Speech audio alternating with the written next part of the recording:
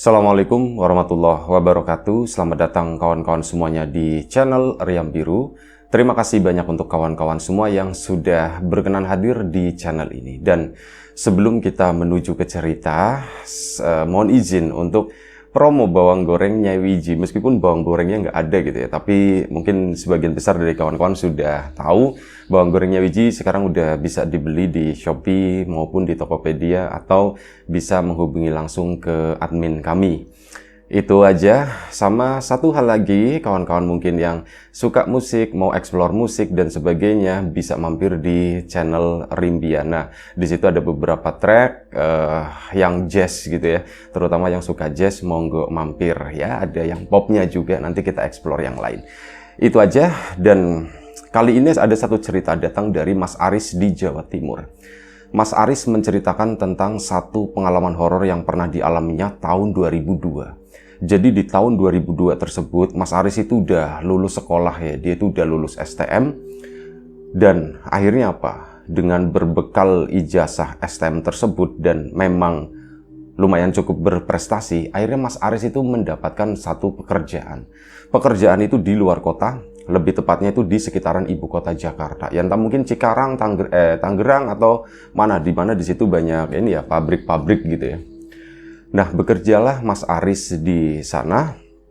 Karena kesibukan bekerja tersebut, akhirnya kan jadi jarang pulang, jadi jarang berkomunikasi dengan teman-teman lamanya dulu, teman-teman STM maupun teman-teman di kampungnya. Bener-bener kayak udah lost contact aja. Waktu itu kan tahun 2002 memang handphone itu juga belum merata gitu ya, hanya orang-orang tertentu yang megang, nggak kayak sekarang, anak kecil aja itu udah pada pegang, dulu itu enggak. Nah, itulah, ya mungkin kawan-kawan yang mengalami tahun-tahun segitu juga, yang merantau-merantau itu benar-benar ada momen dimana putus komunikasi, putus hubungan, nggak pernah ketemu gitu. Sekalinya ketemu itu seneng banget, pasti nanya kabar, sekarang di mana, kayak gitu, bla bla bla bla, dan seterusnya. Mas Aris pun mengalami momen-momen tersebut. Waktu itu kurang lebih sekitar satu tahun Mas Aris itu tidak pulang. Jadi mohon maaf, tak ralat. Mas Aris itu pergi itu sekitar tahun 2002. Nah, setahun kemudian itu berarti tahun 2003, ngalamin kejadiannya itu tahun 2003. 2003. Nah, ini tahun 2003 tersebut jarang pulang. Memang sebelumnya itu pulang, tapi ya kayak gitu beberapa bulan sekali, 3 bulan sekali, atau 2 bulan sekali, suka-sukanya Mas Aris lah. Nah, ini setelah setahun bekerja, Mas Aris pun memutuskan untuk pulang pada suatu hari. Biasa, sampai di kampungnya itu biasanya malam, sekitar jam 11 atau jam 12 malam. Pengalaman sebelum-sebelumnya ya tidak ada masalah, malah seneng kalau misal pulang tengah malam begitu, orang-orang itu kan udah pada tidur, di kampung sepi, jalanan pun tenang, gak perlu basa-basi menyapa para tetangga yang masih pada begadang, atau teman-temannya mungkin gitu ya, lagi capek-capek dan sebagainya, nanti disuruh mampir, kayak gitulah. Nah, malam itu biasanya udah mulai sepi, enak. Jalanlah Mas Aris dari Jakarta sana dan tibalah di daerah tempat pulangnya Mas Aris tersebut itu kurang lebih sekitar jam setengah 12 malam. Setelah melanjutkan dengan ojek atau apapun itu, tibalah Mas Aris di gerbang desa. Nah, begitu tiba di gerbang desa, ada sedikit yang berbeda di sana dengan kepulangan Mas Aris yang sebelum-sebelumnya. Dia itu melihat ada beberapa warga itu masih pada melek. Mas Aris kan, waduh, dari kejauhan gitu ya, ini ada yang masih pada berdiri di jalan kayak gitu. Waduh, belum pada tidur, tumben jam segini tuh terlihat lebih rame dari biasanya. Nah, saat Mas Aris mulai melangkah masuk ke sana, ke kampungnya, beberapa orang yang tadi berdiri di tengah jalan tersebut, ini bergeser kayak pindah tempat gitu ya. Oh, mereka pergi, alhamdulillah gitu. Akhirnya kan jadi nggak perlu basa-basi, nggak perlu nyapa, nggak ada orang, enakan nggak ada orang. Jalanlah terus Mas Aris ke sana, ke depan. Ternyata mereka tuh pindah tempat itu cuma beberapa meter doang. Jadi kayak semacam ada posko atau apa. Lebih tepatnya itu kayak tempat persembunyian. Jadi di pinggiran jalan itu ditanemin pohon-pohon waru gitu ya. Nah, di balik pohon waru tersebut mereka bersembunyi. Mas Aris lewat jalan santai gitu kan, sampai akhirnya ada yang manggil Riz gitu. Mas Aris kaget gitu, siapa? Oh ternyata mereka itu pada di belakang warung. Riz baru balik Riz, katanya. Iya mas gitu. Akhirnya, nah di situ pun akhirnya si orang-orang tersebut kan nongol gitu kan. Malam banget Riz baliknya Riz. Iya mas, ini tumben katanya. Di situ ada, di depan sana itu juga ada terlihat beberapa orang pada berdiri. Mas Aris kan nanya, mas tumben mas ada apa gitu kan. Ini soalnya apa? Terlalu banyak orang yang nongkrong di tadi, yang ngumpet di balik pohon waru itu juga jumlahnya banyak. Ada 10 orang lebih lah di sini. Mas ini ada apa ya, kata si Mas Aris, kok rame tumben gitu, biasanya kan sepi. Turis kampung kita itu lagi diteror katanya. Loh, diteror apa mas? Ada pocong Riz, pocong yang keliling-keliling katanya, pocong yang berkeliaran gitu. Yang bener mas gitu. Iya beneran, orang kali mas, kata si Mas Aris gitu ya. Orang kali mas itu nyamar jadi pocong. Yaitu dia, kita ndak tahu, kita lagi mau nangkep ceritanya. Kita mau nangkep soalnya itu tadi pocong ya, mungkin kalau keliling-keliling doang ndak masalah, tapi pengakuan dari beberapa warga itu banyak yang kehilangan. Termasuk istri saya juga bilangnya begitu katanya. Cuman ya aslinya sih enggak, bisa jadi cuman ngikut-ngikutin doang biar bisa digantiin gitu ya. Ada bercanda-bercandanya begitu ya. Mas tapi itu beneran mas? Mas Aris nanya lagi kan. Beneran Riz, beneran. Ini udah seminggu lebih kayak gini. Awal-awal ya biasa aja begitu kan. Cuman ini belakangan kok makin meresahkan. Dalam satu malam itu ada 2-3 orang yang katanya kehilangan. Entah kehilangan emas, entah kehilangan uang dan sebagainya. Pokoknya harta benda kayak gitu Riz. Oh begitu ya. Wah serem juga ya mas ya. Iya serem lah kata situ ya. Udah pulang dulu aja sana Riz, katanya begitu. Terus kalau mau gabung sini, kata itu kan. Akhirnya Mas Aris pun pulang. Ya udah mas, aku balik dulu, ini tak naruh barang-barang dan sebagainya. Aris pun pulang, ya nyapa lagi orang-orang yang depan, dapat cerita yang sama seperti yang diceritakan tadi. Intinya di kampung tersebut itu katanya lagi mendapatkan teror sosok pocong. Mas Aris pun pulang ke rumah dan akhirnya ngobrol sama orang tuanya, dan itu pun diiyakan sama orang tuanya. Ya emang betul Riz, lagi rame begini, bapak sama ibu pernah lihat enggak? Ya enggak pernah, cuman katanya-katanya doang. Oh begitu, kata si Mas Aris. Mas Aris sendiri tuh enggak terlalu percaya dengan hal tersebut gitu ya, dengan hal-hal yang kayak gitu. Masa iya si pocong kalau memang bener ada begitu ya, ini masa iya dia bisa ngambil uang, dia bisa ngambil ini gitu. Memang aku pernah dengar ada pesugihan babi ngepet misalkan. Misal babinya deket-deket rumah, gesek-gesekin badan kayak gitu. Atau orang yang pelihara tuyul, digendong di belakang, terus berdiri di depan rumah di sana, tuyulnya disuruh turun, suruh ngambil duit. Aku pernah dengar yang semacam itu. Cuman nggak tahu nih kalau yang masalah pocong ini beneran atau enggak gitu. Bisa jadi ya itu semacam pesugihan yang lain, tapi ya bentuknya tuh cuman kayak gitu doang gitu ya. Mas Aris antara percaya dan enggak percaya. Malam itu Mas Aris pun tidak keluar. Dia memutuskan, udahlah aku udah capek, aku mau istirahat. Lagian memang enggak boleh sama orang tuanya. Udah Aris, sudah malam, kamu kecapean, kamu istirahat aja. Kalau misal mau keluar ya besok malam. Kamu berapa hari sih ini libur, katanya. Aku libur 4 hari pak, katanya. Oh ya sudah, mending malam pertama ini ya kamu pakai buat istirahat. Iya pak. Mas Aris pun setuju karena memang badan itu rasanya tuh pegel semua, capek semua, lama di kendaraan bus tadi. Malam itu tertidur, ya terdengar orang itu masih pada ngobrol. Dipikir-pikir memang nyaman juga ya kampung kalau misal di kejauhan sana masih terdengar ada orang ngobrol, masih ada orang ketawa-ketawa begitu ya. Jadi masih ada orang melek, rasanya itu nyaman aja. Dan Mas Aris malam itu pun tertidur. Nah setelah tertidur, keesokan paginya bangun, ya masih rame. Semalam katanya, ada yang bilang di depan tetangga, semalam katanya nongol di sana di daerah itu tuh di utara, di daerah utara nyebutnya. Itu katanya nongol, cuman dikejar-kejar ya kayak gitu langsung hilang, kata si salah satu ibu-ibu yang ini ya, yang bercerita itu tadi. Mas Aris kan jadi kepikiran lagi dengan hal tersebut. Masa iya sih, sepaling orang lah, kata si Mas Aris. Cuman ya itu tadi, kalaupun itu memang benar orang, misalkan ketangkep ya jangan diapa-apain gitu. Kalau bisa nggak usah digebukin atau apa, ya ditangkep biasa aja. Berharapnya Mas Aris kayak gitu. Dan akhirnya dia kepikiran sama salah satu temannya. Ini namanya Awang. Awang itu adalah teman sekampungnya Mas Aris. Dari kecil itu mainnya itu bareng. Biasanya saat pulang, Mas Aris juga main ke tempatnya si Awang. Tapi pulangan sebelumnya itu enggak ketemu sama Awang.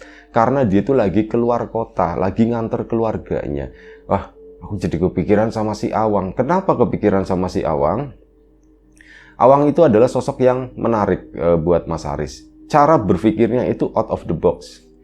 Jadi ya pokoknya kayak gitulah, kadang aneh.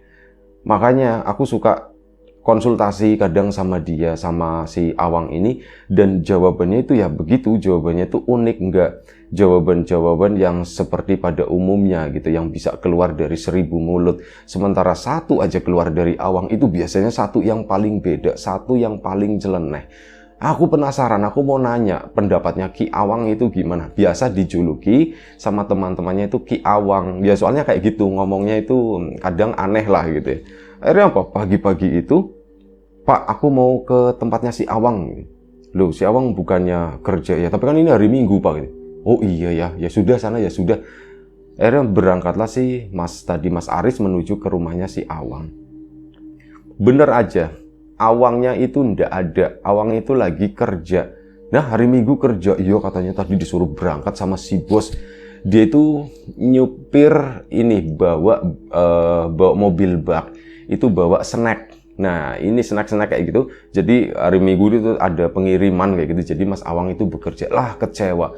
Pulang lagi lah Mas Aris hari itu, menghabiskan waktu di rumah. Nah, malam harinya baru. Malam hari masih sore lah, baru sekitar jam 7. Si Mas Aris pun tadi udah pesen gitu ya. Aris tadi kesini, nanti malam deh aku kesini lagi. Kata si Mas Aris. Udah disampaikan ke Mas Awang, akhirnya malam itu menujulah ke rumahnya si Mas Awang tadi. Ketemu sama Awang, dan waktu itu dia juga udah rapi, udah pulang dari jam 5 sore gitu. Weh, kapan balik Riz katanya. Aku semalam baliknya Wang, dan semalam itu aku dengar katanya kampung kita itu lagi rame katanya begitu. Iya, rame orang nongkrong katanya begitu kan. Iya, ya bener kan yang keluar dari mulutnya si Awang, memang bener rame orang nongkrong gitu. Iya Wang, cuman kan penyebabnya orang nongkrong itu kan ada katanya. Iya, ada penyebabnya itu ada. Katanya itu apa? Yang kamu dengar apa, Riz? Ada pocong kata si Awang gitu. Pocong ya. Menurut kamu gimana, Riz? Nah, justru itu aku mau nanya kamu ke sini, Wang, dengan fenomena yang terjadi di kampung kita ini. Menurut Ki Awang itu gimana katanya? Awangnya pun ketawa begitu. Ya, menurutku aku nggak tahu kata si Mas Awang. Aku nggak tahu soalnya belum pernah ketemu. Tapi ada dua kemungkinan kata si Mas Awang. Satu, itu hanya orang nyamar gitu ya, pakai pakaian pocong-pocongan kayak gitu, tujuannya itu cuman buat nakut-nakutin. Dah Wang, itu kan katanya ada yang hilang. Alah, yang hilang-hilang kayak gitu sih ya kita nggak ada bukti. Emang orang laporin, oh harta saya segini gitu, 1 juta pas gitu ya, pas besoknya dihitung jadi cuman 900.000. Emang ada yang laporin begitu? Kan nggak ada. Orang kan bisa mengada-ngada untuk memperkuat cerita seperti itu. Itu yang pertama kata si Ki Awang. Terus apalagi Bang? Yang kedua, memang beneran ada katanya. Hah? Berarti yang kedua ini kamu percaya Bang? Ya ini kan kemungkinan. Aku itu masih 50-50 karena belum menyaksikan sendiri kata si Awang. Kemungkinan ada. Nah kalau kemungkinan ada itu gimana Bang? Oke lah kata si Mas Aris ya. Katakanlah itu orang. Terus kita harus ngapain?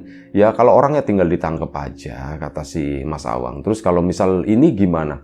Nah, justru yang susah itu kalau misalkan itu benar-benar setan gaib atau apapun itu ya, yang melibatkan hal-hal yang susah dicerna gitu. Nah itu yang agak susah kata si Mas Awang. Terus gimana Wang? Tapi aku kepikiran sesuatu kata si Ki Awang tadi. Kepikiran apa Bang? Wah menarik nih pikirnya si ini ya. Biasanya ada sesuatu yang aneh. Kalau misal itu sesuatu yang gaib kayak gitu, ya harus ditangkap katanya. Lah terus gimana nangkepnya Bang? Nggak tahu, aku itu kepikiran aja buat nangkep itu supaya nggak kemana-mana. Ini cuma pikiranku kata si Awang ya. Aku nggak ngerti bener atau nggak, landasannya apa, berdasarkan apa, atau apapun itu, aku nggak tahu. Tapi begini caranya kata si Awang. itu kan sosok yang nggak wajar gitu ya, nggak umum, yang tempatnya itu harusnya nggak di sini, harus dilawan dengan sesuatu yang nggak wajar juga katanya. Loh apa Bang, kata si ini, makin menarik menurut si Mas Aris. Apa Bang? Kalau mau nangkep orang tersebut itu harus pakai payung, tapi payungnya tuh payung hitam. Dia jalan-jalan kampung aja keliling ke sana. Kalau memang ketemu sama dia, pakai terus payung itu buat ngadepin dia, kata si Ki Awang. Hah? Si Mas Aris pun sempat bengong gitu ya. Kok bisa begitu, Wang? Secara ilmiahnya gimana, Wang? Nah, nanyanya begitu. Ya, ini bukan ilmiah. Ini tuh cuman awang-awang doang gitu. Sesuai namaku, kata si Awang. Oh iya juga ya, tapi boleh dicoba itu, Wang. Kayak gitu tuh boleh dicoba. Tapi jangan ngomong-ngomong sama warga gitu. Nanti akunya malu gitu. Nanti akunya dibully lagi gitu kan. Asal jeplak kayak gitu. Ilmu dari mana kayak gitu. Intinya tuh seperti itu. Jangan ngomong-ngomong, oke siap Bang, tapi boleh dicoba. Ya kamu kalau mau nyoba sendiri aja Riz, kata si Mas Awangnya. Ya Bang, kalau aku sih aku nggak berani gitu. Takutnya itu memang beneran, dan kalaupun itu orang, ya pasti dia udah siap dengan resikonya kan. Kalau misal aku nangkep sendirian ya aku nggak berani. Ya kamu cari teman lah, katanya. Bang, kamu nggak pengen ini nangkep itu? Enggak, aku nggak kepengen, katanya. Biarin aja lah. Toh gak ada yang hilang, katanya begitu, kata si Awang. Hah? Gak ada yang hilang, Bang? Iya, enggak, itu perasaanku aja. Itu gak ada yang hilang. Hilang-hilang itu cuman hembusan-hembusan cerita-cerita warga doang. Sebenarnya tuh gak ada yang hilang kok, menurutku gitu. Lihat aja yang kehilangan, masih bahagia kan gitu ya. Orang kalau beneran kehilangan uang atau apa, pasti ada mimik sedihnya, terus ada drama nangisnya atau apa. Lah ini orang yang cerita itu cuman bilang, orang aku aja hilang Mbak, hilang segini Mbak, dengan masih bersemangatnya. Coba kamu pikir, kata situ ya. Iya juga ya Wang ya gitu ya. Berarti mereka itu sebenarnya nggak kehilangan uang ya? Enggak, mereka itu nggak kehilangan uang, mereka cuman mendramatisir keadaan, menguatkan kondisi keadaan seperti ini. Karena apa? Mereka itu justru menikmati masa-masa mencekam, tapi relatif cukup aman. Kamu tahu maksudku nggak, kata si Kawang? Hah? Aku nggak ngerti, Wang. Jadi begini, mereka tuh menikmati ketegangan ini. Wah, ada isu setan yang berkeliaran. Ya, akhirnya ditambahin, dibumbuin seperti itu supaya isu itu tuh menguat gitu. Beneran memang ada, dan di situ nanti efeknya apa? Ketegangan di masyarakat. Hidup kalau normal aja itu membosankan, tapi kalau ada tegang-tegangnya sedikit, itulah menariknya di sana. Plus ada aman-amannya juga, tegang tapi aman. Karena apa? Warga itu jadi begadang semuanya. Ya, jadi mereka itu juga menikmati kondisi seperti ini. Oh iya juga ya. Ya itulah, kata si Mas Aris, sesuatu yang gak kepikiran sama dia itu keluar hari itu dari mulutnya Siam. Jadi gimana nih Wang? Kamu pakai payung hitam gitu. Kamu pakai payung hitam, keluar aja jalan-jalan. Wang, nanti diomongin sama warga. Ya biarin aja, katanya begitu. Biarin aja. Kamu jawab aja buat nangkep pocong. Udah gitu aja. Nanti mereka pada ngikutin. Kamu cobain deh, kamu cobain. Mereka pada ngikutin. Iya, cobain, kata si Awang gitu.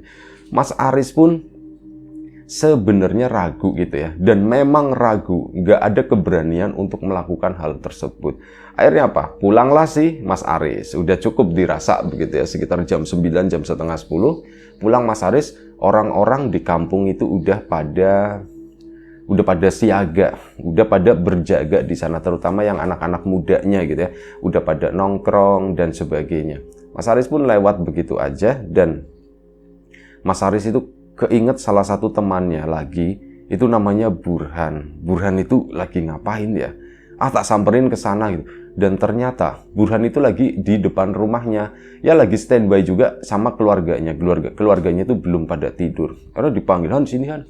Ketemulah sama Mas, Riz, kamu kapan balik Riz? Aku balik kemarin, katanya begitu. Gimana kamu kabarnya Han? Ya begini-begini aja Han.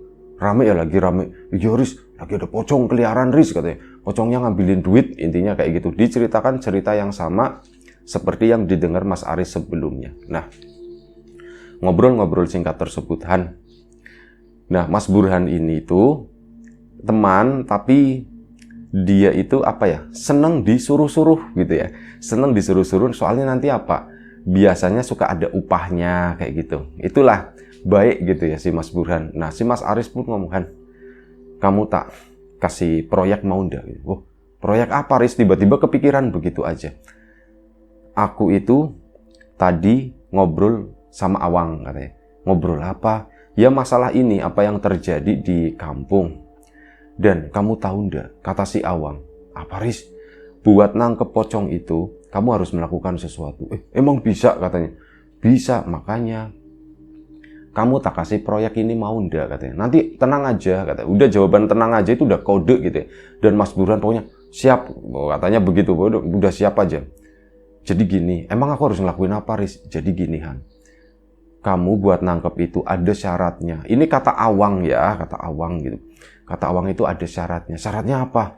Kamu harus pakai payung hitam dan ya udah kamu jalan keliling-keliling kampung aja. Nanti kalau misal ketemu, dia itu nggak bisa pergi kemana-mana. Katanya begitu. Masa iya Riz? Iya katanya Awang, katanya.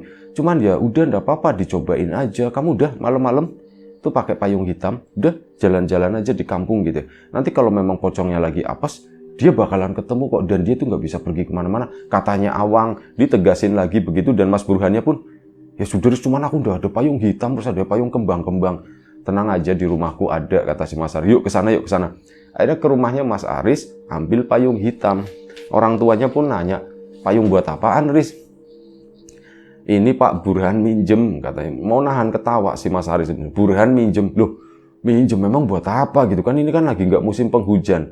Ya, ndak apa-apa Pak.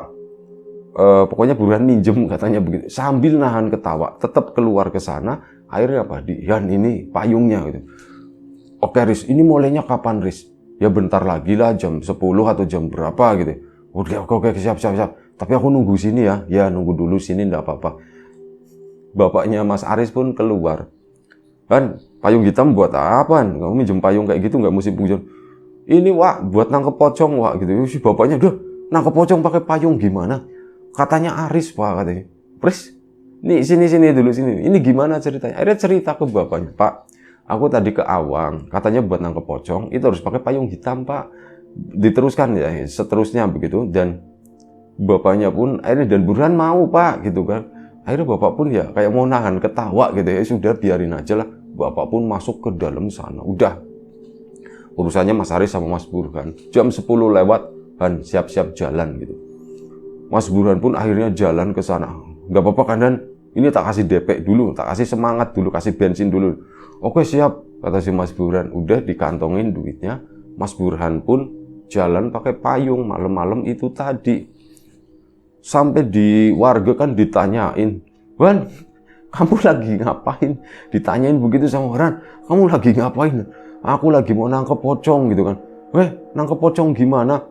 Wis pokoknya aku dapat dengar dari orang pinter, katanya nggak nyebut nama Awang ya, tapi bilangnya aku dapat dari orang pinter buat nangkep pocong itu caranya begini, pocong jadi-jadian seperti itu supaya dia itu nggak kabur. Nah dari situ warga pun jadi mendengarkan masa sih Han bener kayak gitu? Beneran, tapi syaratnya harus pakai payung hitam. Kalau kalian mau keliling, kalau kalian mau niat jaga, ya pakainya begini, jangan kayak gitu doang, malah lolos terus kayak sebelum-sebelumnya. Kayak gitu. Dan akhirnya apa? Mas Burhan pun jalan, ketemu tongkrongan yang lain, pun begitu ngomong semacam itu. Ini beberapa bapak-bapak, sebagian lah dari pada ngambil payung hitam. Semua ada yang punya, ada yang enggak gitu. Ini diambil payung yang warnanya hitam. Jebrek itu rata-rata kan payung lama gitu ya. Jadi ada yang rusak, ada yang kayak gimana. Malam-malam, Mas Aris ngeliat dari kejauhan, bener ya gitu ya. Warga pun pada ngikutin Burhan, pada payungan semuanya malam-malam kayak gitu.